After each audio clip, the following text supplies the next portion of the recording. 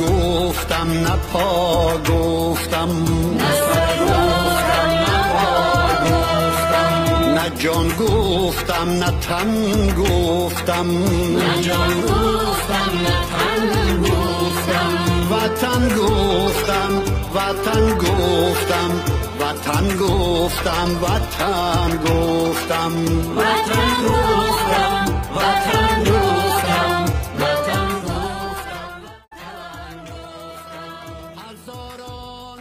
نه اینکه شاهان یا که موضع تگناود ریال پاروار تمام جمهوری تاجیکستان داروخانه اصلی طبیعت است. ما را خدا داده است.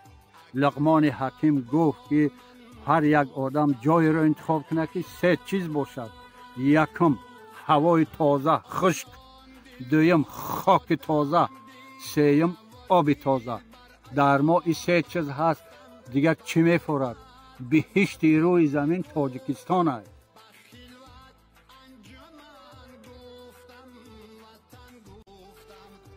در فکر من همه خیل سخن، همه خیل عمل اومدی چکار کنیم که یک کاری را بکنیم که برای فرزندا، برای اهالی، برای مردم ماندگار باشد.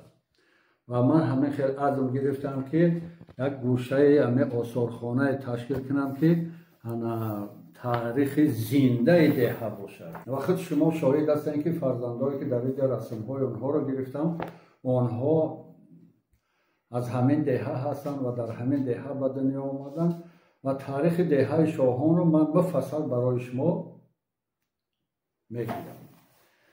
شاهان نامش هم زیباست و موضعش هم زیباست، اقلیم خوب. ما برای اون که همین چیز معرفی شود از کجا سر میکنیم؟ تاریخ دهه تاریخ دور و دراز دارد. ما در ناحیه شمدین شاهان بالا، شاهان پایان، در ناحیه حصار، شهر حصار، شاهان بالا، شاهان پایان و در ناحیه پیشترقانچی و حال و دیوشچی ولایت سوق، شاهان بالا، شاهان پایان ارزی وجود دارد و با آنها من شخصا خودم مکاتبه دارم و مردم دهه شاهان بالا و پایان ناحیه دیوشچی آنها خوبتر مهنت کردن و در دست من حالا کتابی هست که تاریخ دهه شاهان دیوشچی و شاهان ختلون رو معرفی میکند. و با این آدمان ما 5 مراتبه رفت آمد کردیم، اما از دهه شاهان حصار حالا ما پر معلومات نداریم و در همین جا معلومات آوردن اینها که شاهان، این مردم شاهان اصلا به فرغانه ازبکستان از همونجا به طرف سمرقند آنها عمومیت دارند. من اگر عمر باقی باشه و عموما سلامتی خوب باشد، تنجی و امانی دایم دعا میکنم باشد به همین شاهان ها باید پیوست شویم و تاریخ دهه ها پر مکمل بیاموزیم. و در دست من همین کتابی که هست تاریخ دهه شاهان، این نصفش از شاهان ما هست، نصفش از شاهان قانچی دیوشچی حاضره. با برادر عزیز مرحمت ما حاضر داخل آثارخانه میشوید. در بالای در من نوشتم که کسی که گذشته رو نمیداند بگذار وارد نشود. این سخن عادی نیست، سخن طلایی هست که هر یک فرد باید از تاریخ دهه، تاریخ ملت، تاریخ دولتداری با خبر باشد.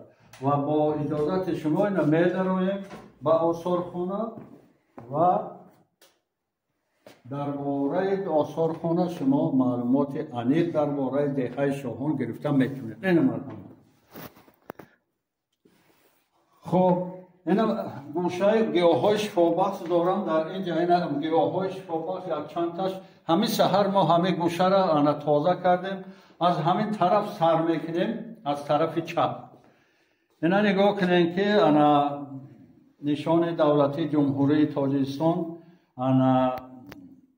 مثل استانداردی دوخته شده است. یکی از زنها چهره‌ران نهایت خوب دهه با نام نظر و مکرمه پرچم دولتی جمهوری تاجیکستان نگاه کنین که با قولی که میگوید استاندارد در یگان زواد فابریکا اینا تیار کرده گرفتگی هستیم.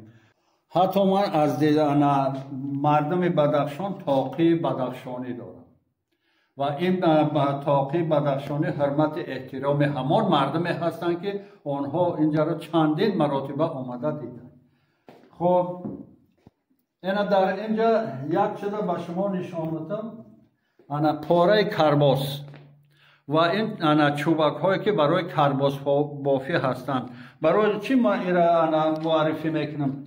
انا در اونجا یک چوب دشاخه هست، گزک نام دارد. در دره دشیجم ناحیه شمدین شاهین و منطقه همراه گزک میگن. خب با اون ما پخته و پشم ما تازه میکنیم با واسطه کمان پشمپایی.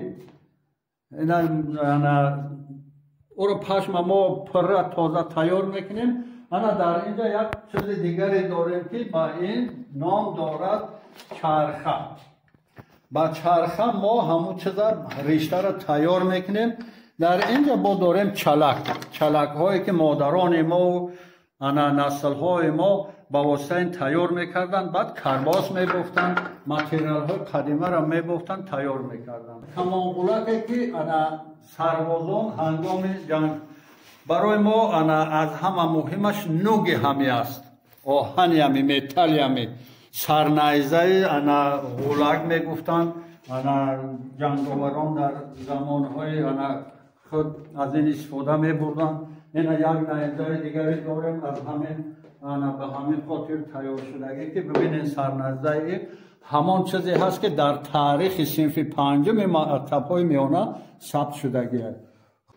این در اینجا یک شمشیر هست که توفه از رفیقان از خود مرکز ولایت از شهر باختر.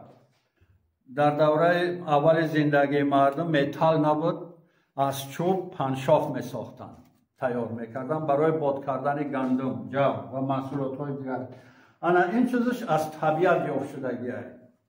چوب طبیعی هست که چهارشاخ مانند دیگر در اون دوره متل نبود، همیشه را استفاده میبردن. حاضر تمام واسطه ها را مردم استفاده میبرن، اما در دوره پیشتر آدمان ما، مادرهای ما، پدران ما ببینین برای نسل های خود خیلی بازیچه ها میساختن. این چندین تا هستن کوزچه ها. این ببینید که این طرید یگون جای شک و شبهه ندارن.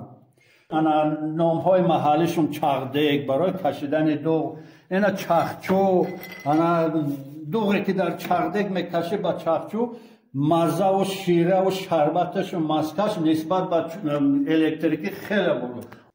اینا ببینن که کوزه های بهترین اینا نگاه کنن از ناحیه همدانه همه را من دسترس کردم آوردم خیلی خب. اینجا یک چیز دیگه آدما حاضر خیمیه را استفاده میبرن، اما مادران ما نمک در همین تر میکردن، نمک های تازه کرده خمیر روزگارشون را پیش میبردن. این ایجا گوشت میانداختن، کلک با نام لهجوی کلک گوشت میپخت ملایم خشرو آدما استعمال میکردن تا 120 130 سال عمر میدیدن. این چیز جالبه بهترینش همیه.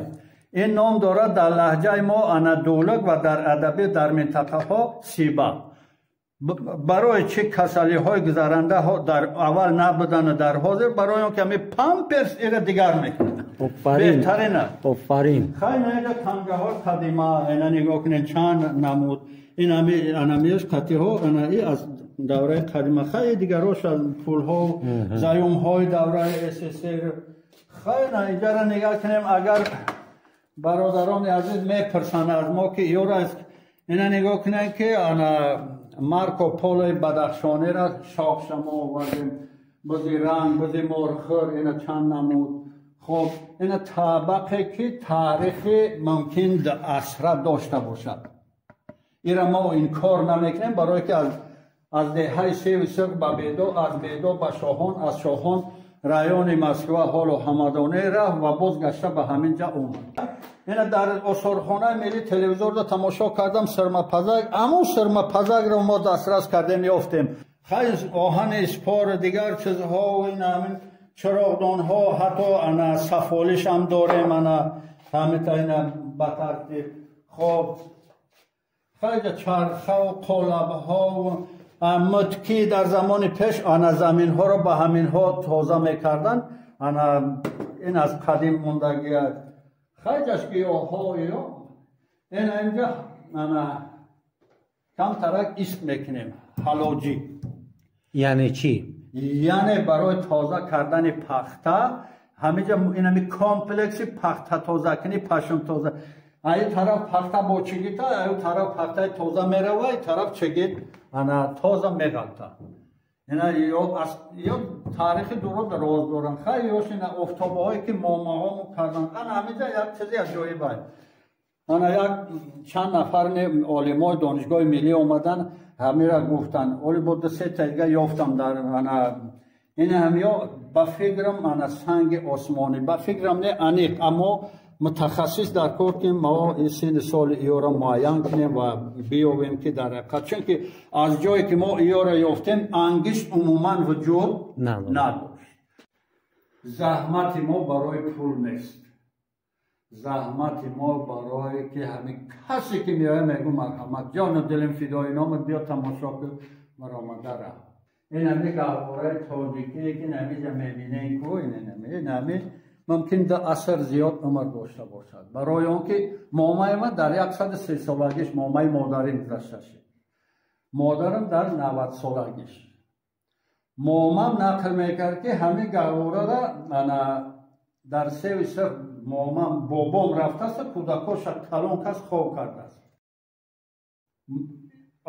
مادرمون فرزنداش در همه خواب کرده است. ببینن اگر همه خیلی تاریخ ورق گردان کنه دهه بیدا وک بالا سویسر و سالهای 30 ویران شدن. مادر ما تولد سال 1921 پس معلوم میشه که گواره 2 عصر بالا عمر داره.